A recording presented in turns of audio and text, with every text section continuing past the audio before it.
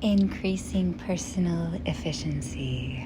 1. Women. Some women may be superficial in education and accomplishments, extravagant in tastes, conspicuous in apparel, something more than self-assured in bearing, devoted to trivialities, inclined to frequent places.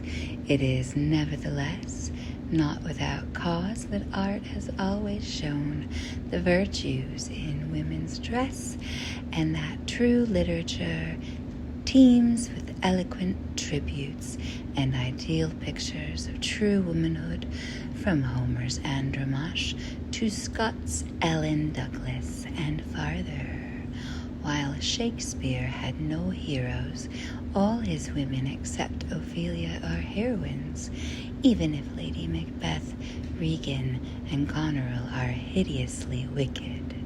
In the moral world, women are what flowers and fruit are in the physical. The soul's armor is never well set to the heart until woman's hand has braced it, and it is only when she braces it loosely that the honor of manhood fails. Men will mainly be what women make them, and there can never be entirely free men until they're entirely free women, with no special privileges, but with all her rights. The wife makes the home, the mother makes the man, and she is the creator of joyous boyhood and heroic manhood, and women fulfill their divine mission. All reformed societies will die, brutes will become men, and men shall be divine. There are unkind things said of her in the cheaper writings of today, perhaps because their authors have seen her only in boarding houses, restaurants, theaters, dance halls, and at card parties, and the poor, degraded stage with its warped mirror shows her up to the ridicule of the cheaper brood. The greatest writings and the greatest dramas of all time have more than compensated for all this indignity, and we have only to read deep into the great literature to be disillusioned of any vulgar estimations of womanhood, and to understand the beauty and power of soul of every woman who is true to the royalty of womanhood. There are few surer tests of a manly character than the estimation he has of women, and it is noteworthy that the men who stand highest in the esteem of both men and women are always men with worthy ideas of womanhood, and with praiseworthy ideals for their mothers, sisters, wives, and daughters.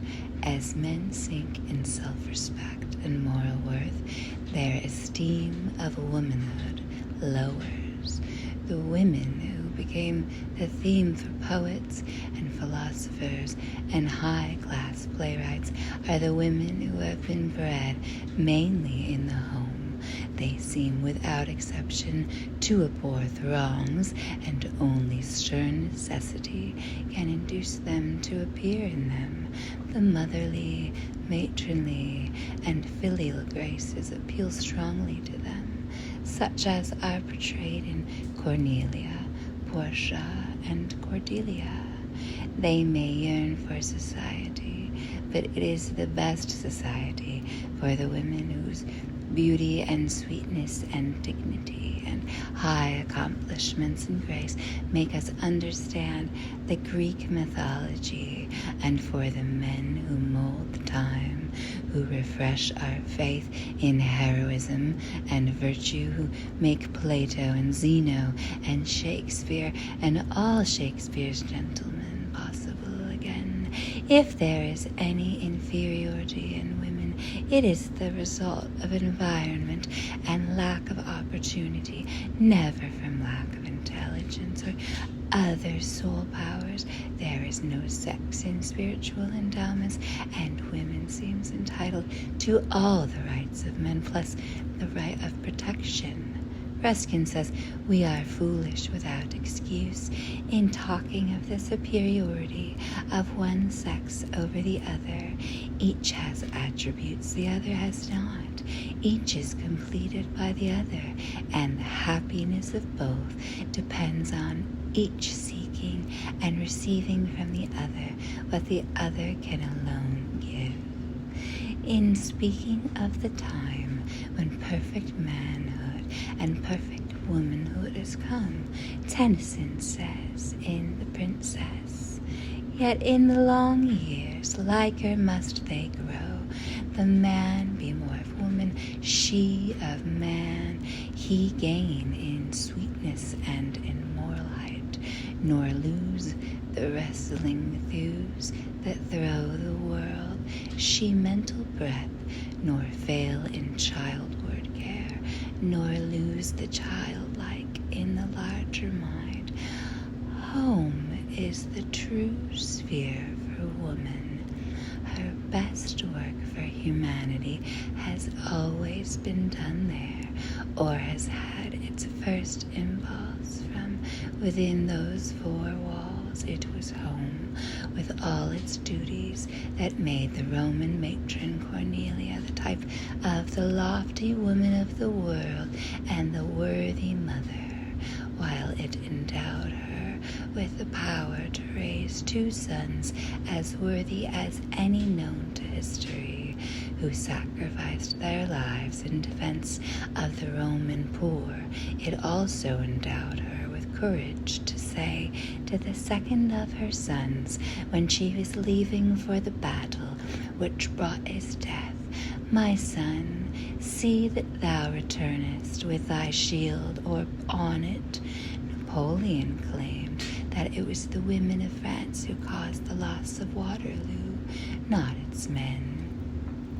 Man's intellect is for speculation and invention, and his energy is just for war and just conquest. Women's intellect is for sweet ordering, arrangement, and decision. Her energy is not for battle, but for rule, apparently relying upon men's magnanimity not to resent her abdicating her home.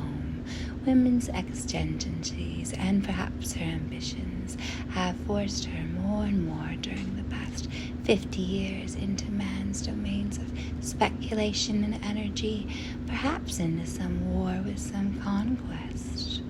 The ever-increasing demand for her in these man realms which she has invaded or into which she has intruded herself is abundant evidence that she has creditably acquitted herself in the betterment of business, education, and literature, as well as in the numberless things which she has invented to add beauty and comfort to the home, and to remove much of the bitter drudgery from house and office, and to promote the health and happiness of millions.